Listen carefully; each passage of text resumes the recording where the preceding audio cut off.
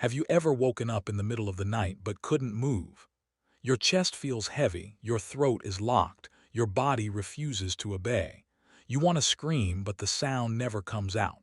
That's what people call sleep paralysis. Most say it's just the brain misfiring, a glitch between sleep and waking, but some have seen something, not a dream, not a shadow of the mind, something that watches, something that waits. They call it the veil collector. The first time I heard about it, I thought it was just another sleep paralysis demon story. You know, the old hag on the chest, the shadow man in the corner, glowing eyes in the dark. But the veil collector is different. He doesn't just stand in the room. He doesn't just stare at you. He wants something. He comes for the veil. They say every time you sleep, your mind slips under a veil. That thin, fragile curtain that separates the living world from the other one. Most people never even notice it. But when your body locks up, when you're paralyzed, when your eyes are open but you can't move, you're caught between. And that's when he comes. He is tall, taller than the doorway, his head bent forward, draped in ragged black fabric that moves as if it's breathing. His hands are long and sharp, almost like they were designed to peel something delicate. His face. No one sees it, only the eyes, two pale, glowing points floating in the void of his hood. And when he reaches for you, he doesn't touch skin. No, he reaches deeper. Victims describe the same sensation. A tearing, a pulling, as though something invisible is being stripped from them. Some say it's their soul. Some say it's just the dream itself. But those who have seen him more than once whisper that he's collecting, piece by piece, veil by veil, until you've got nothing left to give. I never believed the stories until it happened to me. It was around 3:15 a.m.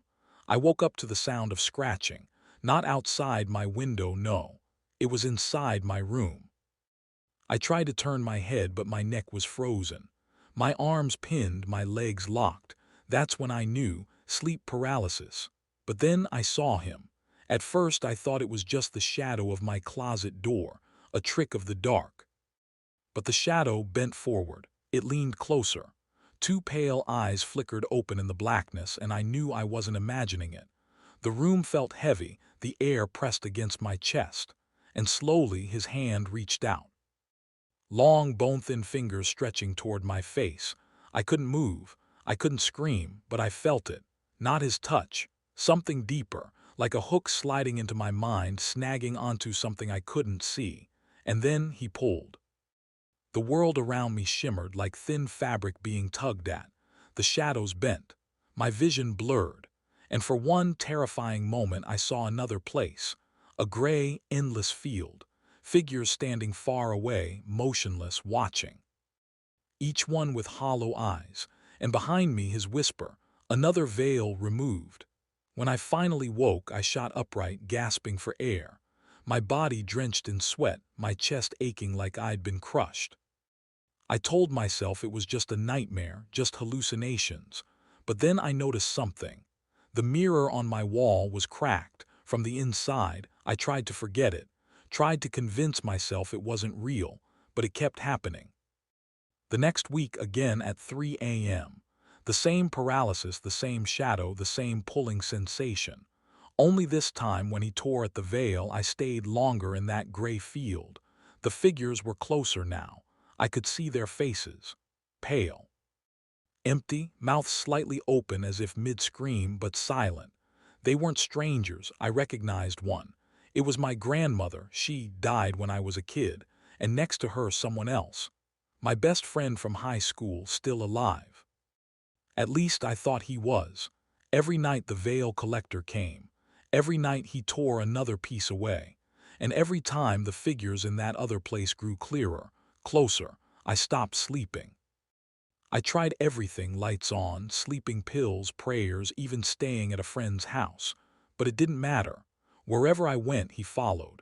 Because once he finds you, he doesn't stop. There's a legend, at least, that's what I found online.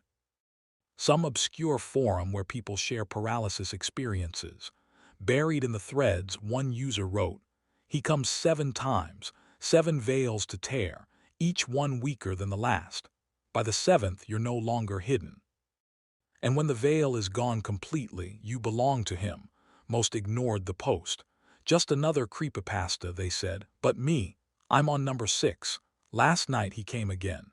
His hand reached deeper than ever before. When he pulled, I wasn't just in that gray field. I was standing in it, my feet sinking into the dead soil, the sky heavy with smoke. The figures turned to face me this time, and I could see the hollowness in their eyes. Not dead, not alive, just collected.